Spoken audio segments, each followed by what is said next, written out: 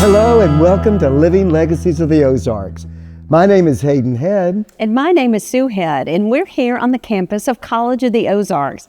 And we're very excited to introduce you to what might be a familiar face to you already, Terry Sanders. That's me. Well, that's you. Welcome. We're so glad you're here. Your face is everywhere. That's the truth. You know, a lot of people don't know my real name, Terry Sanders, but you're that guy. I see you everywhere. And I tell them I am. I'm all over the place. I'm like crabgrass. You know? But that's always by design. I've always wanted to have these multiple jobs and to work in Branson, Missouri, and to have fun and entertain. Aye. And I'm living the dream, which is just, you know, not everybody lives their dream. Yeah.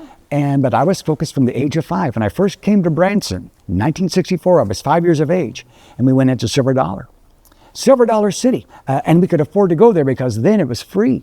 You paid $1.25 to go down into Marvel Cave. And things have changed now. Yeah, it's like $80 a person, and no one knows we have a cave. But we walked in there, and I remember just looking around. I saw those silly hillbillies. They were having fun in those shootouts. They had a stagecoach. They had a steam train. Everything a kid would love. And I did. I loved it. And then the thing that really cemented that was a few years later, 5 years later, the Beverly Hillbillies came to Branson and filmed 5 episodes at Silver Dollar City. But it was amazing. The light turned on at the age of 5. That night we went to a show called The Shepherd of the Hills Outdoor Drama. Same thing. I was watching this outdoor drama, this play, these wild characters, bald numbers, the bad guys, and you had this love story going on. Then you had this silly guy from the city called Ollie Stewart, and he walks so silly. And I heard that audience laughing. And I said, I want that. I want to be a part. I want to be that guy. And then the next night we were able to stay 2 nights. And so the next night we went to the Bald Knobber Jamboree, the original Bald Knobber Jamboree.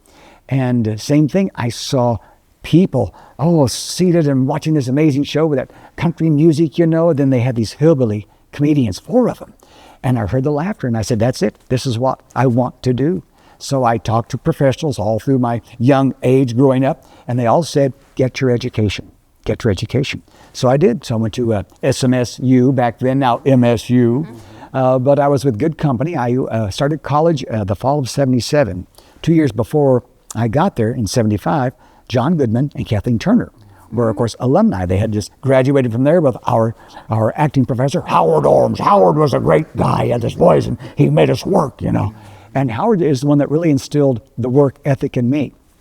I know that you're supposed to have a job, but Howard said, Terry, it's a tough business. You got to get in there. You got to get a job. And when you got a job, get another job. And you got to keep those jobs as long as you can and keep getting other jobs. And so I really do have 8 different jobs in the Branson area. Please tell us about those. Yes, please. It's wonderful. It's sometimes a little cray-cray, you know, and I always have to check my phone, although they're both Apple products, the computer at home and my phone, to make sure that they're in sync. So I make sure I go to the right place at the right time. But it's wonderful. It all rings true because Howard said, what do you want to be? Do you want to be a star? I said, no, I want to be a working actor. And he said, that's the key. That's why you will be successful if you maintain what I've told you and what you have up here and in here. And so I get up every day, and seriously, the first words out of my mouth are, thank you, Lord. Because how blessed, you know, whenever I graduated from college, I had friends go to New York, some went to Los Angeles. They struggled, some had some successes, but most of the time they had a regular job, you know, and they were doing this, trying to make ends meet, you know. And here I've always worked in Branson, you know. It's a What are dream some come of the true. things? What are some of the roles that you've had? Oh my goodness. You know, at Silver Dollar, that's my main job, always has been. This is year number 46 for me there. Wow. Yes, I know. And You it goes started when you fast. were born. I wish. Right there. I was born in Marvel Cave. That's right there. Wipe off the guano. He's okay. So yeah, it was wonderful. Right now at that place at Silver Dollar, I play 5 characters a day. I start off as the time traveler, sir. Yes, Alexander Osterman is his name, you see. And he greets the guests as they get off of those trams. Welcome to Silver Dollar City. Ride my ride and travel along. And then the next character would be Colonel Paisley Aloysius Paul Nail. He's the banker. Now, if you know that name, Paul Nail in Branson, they're very famous because around 1900, the Paul Nail family, this is all true, came to Branson. They put in the very first bank. And had it not been for Ben Parnell in 1955, who loaned the Herschend family $17,000 to get Silver Dollar City open by 1960, we would not have a Silver Dollar City as we know it. But then, he saw in Mary Herschend and her 2 sons, she had just become a widow. Matter of fact, it was supposed to be Hugo Herschend to go to the bank to get the loan. Hugo kills over with a heart attack. So they, buried Dad. And so she said, well, boys, we're going to follow Dad's dream. So they went to the bank, and thank goodness for Ben. And $17,000 back then, that was a chunk of money. Into a woman. I mean, oh really. My gosh, yes. And she had no business experience. She was always a housewife. And so for her to say, okay, boys, buckle up. Here's what we're going to do. But, that is so brave. And it just tells me, because when I would come as a kid growing up to Silver Dollar. And when I became an employee, I had better understanding of who they were, why they were, and how they did it, because they had nothing, We were going to go into debt. We don't know what this is going to be. It's going to be, we're in the cave business. And all of a sudden, the cave business was, secondary. We had so many guests. I think our first year, 1960, which right now it's our 65th anniversary for Silver Dollar and Shepherd of the Hills Play. Both started in 1960. But we were in the cave business, but I think the first year, I think they said it was 250,000 people. Oh my goodness. Yes, at $1.25 a person. Okay, now we've got some income. Now they realize, so that's why they put up a lot of the storefronts, had other things to do, so people would have something to kill time while they're waiting to go into Marvel Cave. So to know their history and to know their hearts. And that's why I love working for and with the Herschend family. I know their goal in life to entertain people, to welcome them to the Ozarks, to say, we have a wonderful place to come to. You have a great past ahead of you, and that's one of our logos. And you walk in there and you forget about the real world. You go in there and you forget about that, you have fun. We've got rice, we've got crofters, we've got food, we've got shows, things to just get away from everything and enjoy it. And I get to be there 5 days a week as these 5 different characters. So you've given us 2. Oh, 2. Who are the other 3? The next one, after Colonel Paisley Palmdale, we're going to have Mr. M. Bulmer. He's the Undertaker. Oh, business has been dead. And he's a lot of fun. Usually he's silent. He doesn't really speak very much, just every now and then. And so I learned that they've always had an Undertaker at Silver Dollar for the street shows. It was so funny. They had this wheelbarrow, and on the side of the wheelbarrow, I'll always remember this, it said, ambulance or hearse as case may need. And I thought, how funny is that? That's great. So, yeah. And then we go to, let's see, they have the warden. Yes, sir, the warden. He is the warden of the flooded mine. But also, sometimes I empower myself. That's a great word, empower. Say that with me, empower. I knew you could. Anyway, I saw a need for something. I cannot be everywhere on that park. We have 100 acres that we actually utilize. Now, we've got thousands of acres over there, but we use 100 acres. And so I can't be everywhere to say, oh, that's easy. The train is right down here, and then hang a left, and there it is on the right-hand side. And so I started with a piece of chalk, and I would write on the ground an arrow and then the word train. Well, after so many people walk across that, it's just chalk. It goes away. Well, they found a liquid chalk. And it dries rather quickly, and so I would write this arrow and then the word train. Well, people need to go to the restroom, and so restroom's over here. Now, here's a thing that makes me feel kind of old now, okay? Yeah, I used to just draw the side of an outhouse and an arrow, and people would laugh at that. They thought that was the funniest thing. Oh, there's the outhouse. Well, it got to a point, well, what is that? No one knew what an outhouse was. I grew up, rural area. We had an outhouse in my grandparents' home, great-grandparents' home. So, yeah. Even if you put the moon on it, they didn't know what it was. Even the moon. Oh, yeah. No, did not help. Loud. So now it's restrooms, yes, indeed. So, yeah. And then in the day, of course, with Doc Harris, the crazy German inventor of the wildfire roller coaster. German ingenuity, it never breaks down, So it's a plethora of characters throughout the day. So I'm either a character or in my dressing room changing real quick to go back out. And I love the fact that some people don't realize it's the same person. Oh. It's like, wait, were you dressed? No. I said, I have 5 brothers. Really? Oh, yes. Hello? Okay.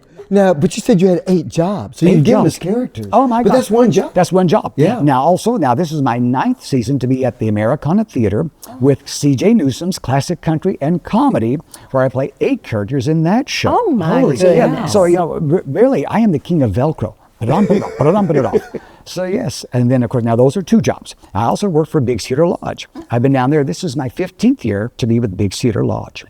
And I'm thrilled about that. I started off doing the wagon rides. We'd load people up on the wagon, and the horses would take us down to the lake, and Table Rock, and Clay Self would sing to them, and I would sing along and just have fun, load them back up, take them away. And well, since that time, I now get to produce all of the major holiday shows. So if we have a Memorial Day, 4th of July, Labor Day, then Christmas, I get to write the shows, find bands to put together, put on that, and so I get to do the shows. And at Christmas time is wonderful because I get to be the Grinch. This will be my 5th year as the Grinch. I love the Grinch. At Big Cedar Lodge. Oh, my goodness. Now, I love to work, obviously, with 8 jobs. Now, here's how it works for that one. Now, throughout the week, like this last season, 2024, I was working for Big Cedar 4 different times a week. Okay, 4 different times a week. The 4th one, though, would be on Saturday nights on my supper break from Silver Dollar. I would leave there because I play Clarence Peabody. Clarence is Santa's helper. Just what ho-ho wants, ho-ho gets.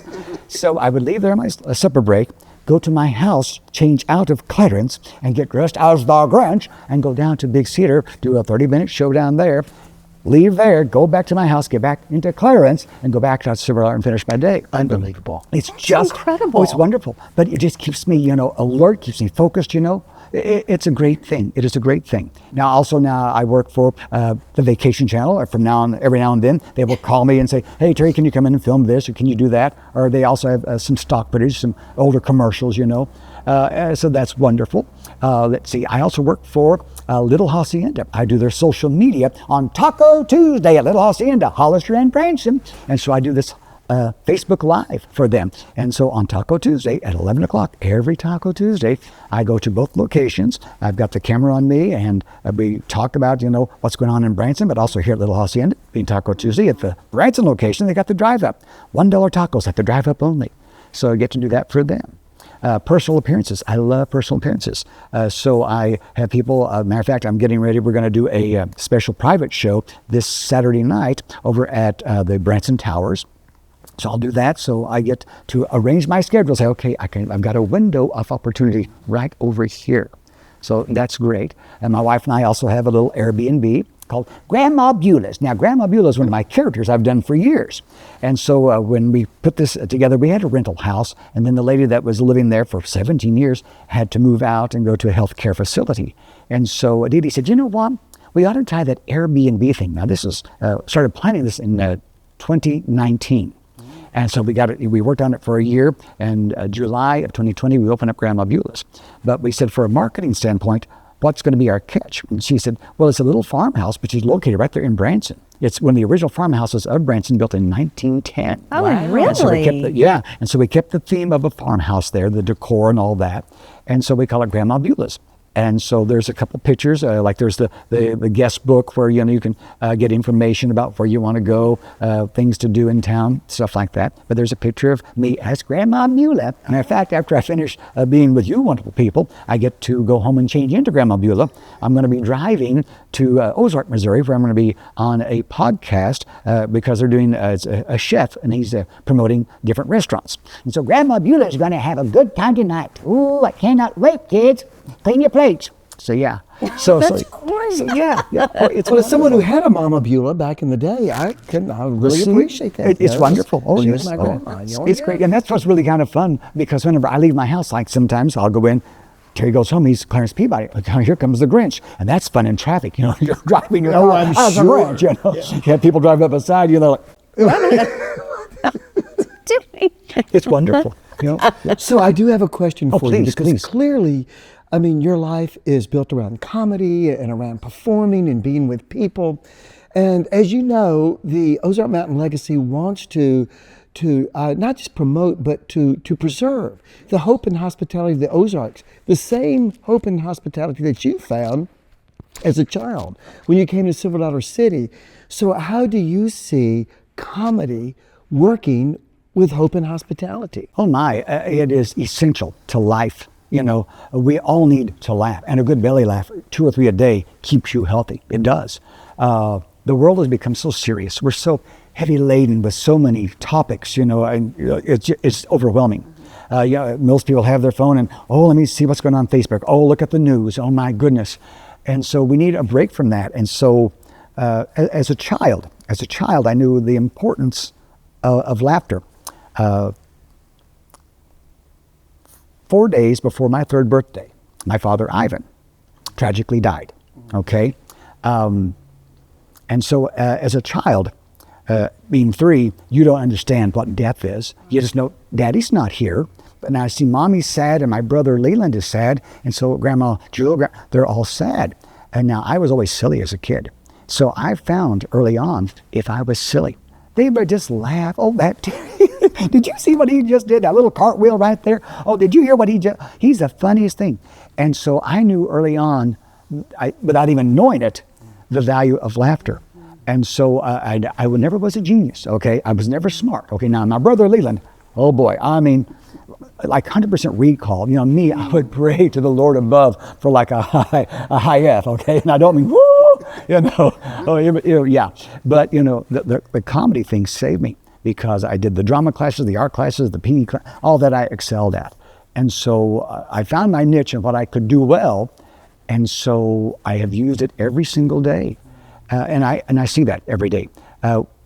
We talk about people who come to the Ozarks or wherever that you're at. Everyone around you has a story.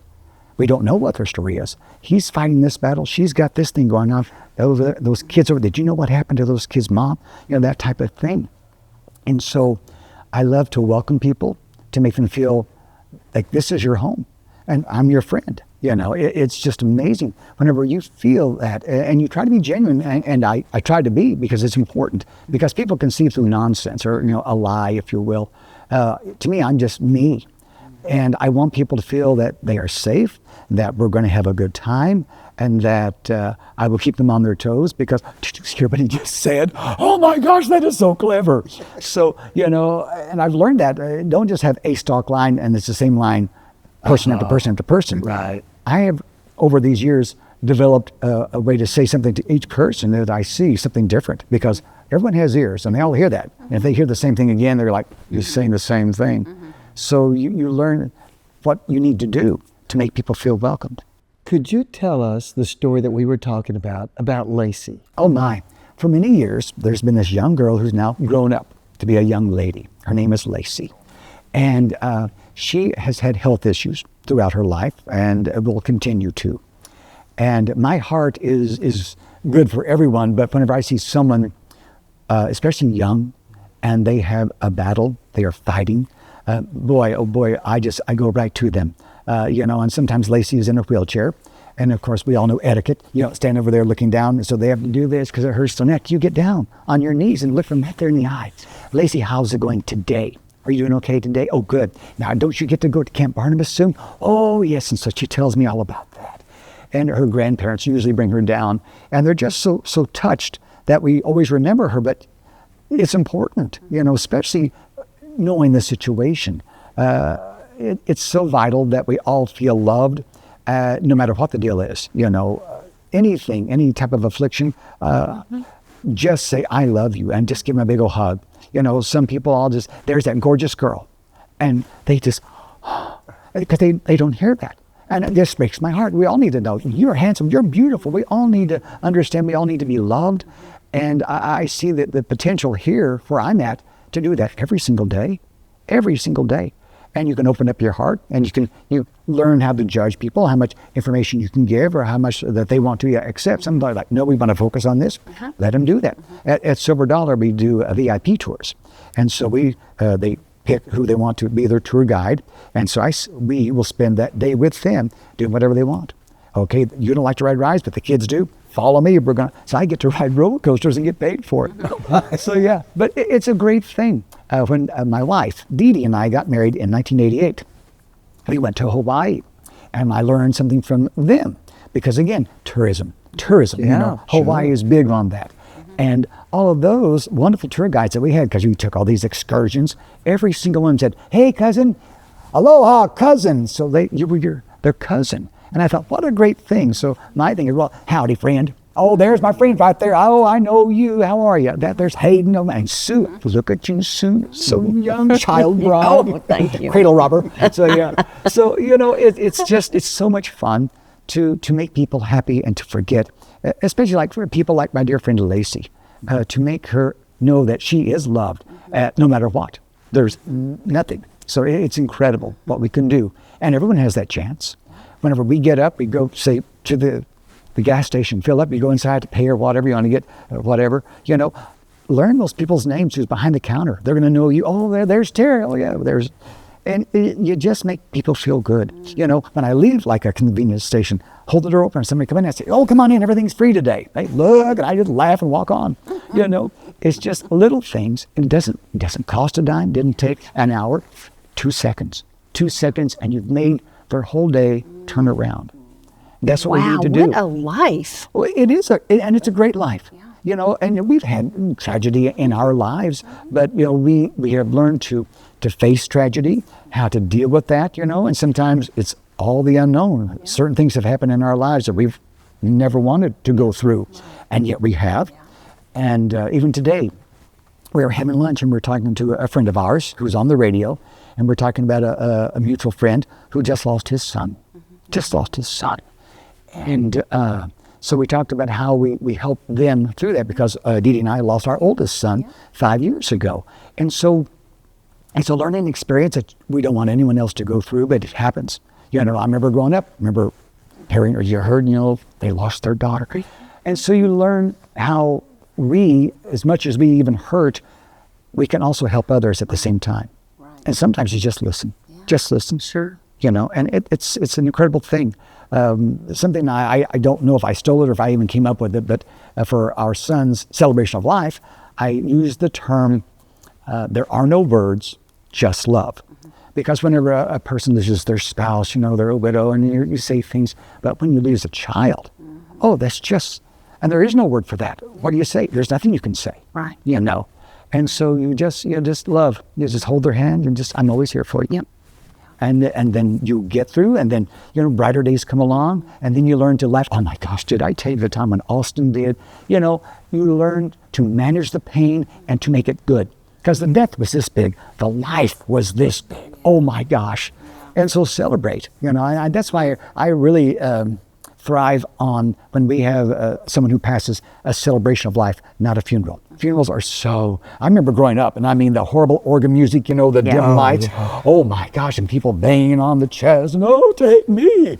Oh my gosh, take me out of here. Oh yeah, seriously, I don't want part of this. Yeah. So, I love the fact that we celebrate, and it's been humbling to have so many people say, would you do so-and-so's service? Would you help with that?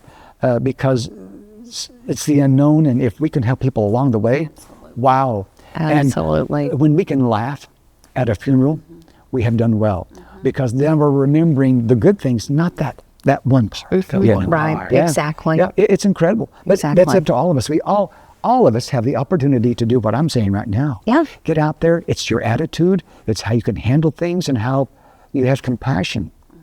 And that's what will get you through anything, compassion. Sure. And here we are in the Ozarks, and we are compassionate people. We want people to come back because it is, yes, a tourist area. But you know what? We also realize the value of the friendships.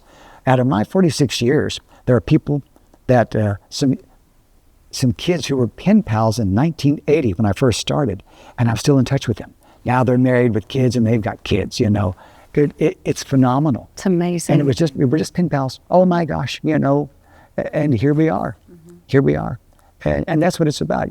Some people just come here once and they're gone, but others, they come back again, and now look, we've got a baby. Now look at this. It's wonderful. Been such a great ambassador for our area, just in the hospitality area of people, so memorable in all these times. I mean, I can think of different times throughout the 25 years that we've lived here that I've seen you in different things and just thought, he is so hilarious. Oh my goodness. Oh my word. We're so blessed to have you in our community. Thank you. And thank you so much for being with us today and sharing your story. Oh, thank you. The ups and downs. And you do bring so much hope and hospitality to so many people. And we just appreciate all you bring to the community. Thank you, Terry. Hayden, thank you. And Sue, thank you. Thanks for being here. Did we cover everything? Because I talk an awful lot. I'm kind of bashful. I don't talk. Anyway, so in 1962. And thank you so much for joining us here at Living Legacies of the Ozarks. We hope you have a great day. Thank you, Terry.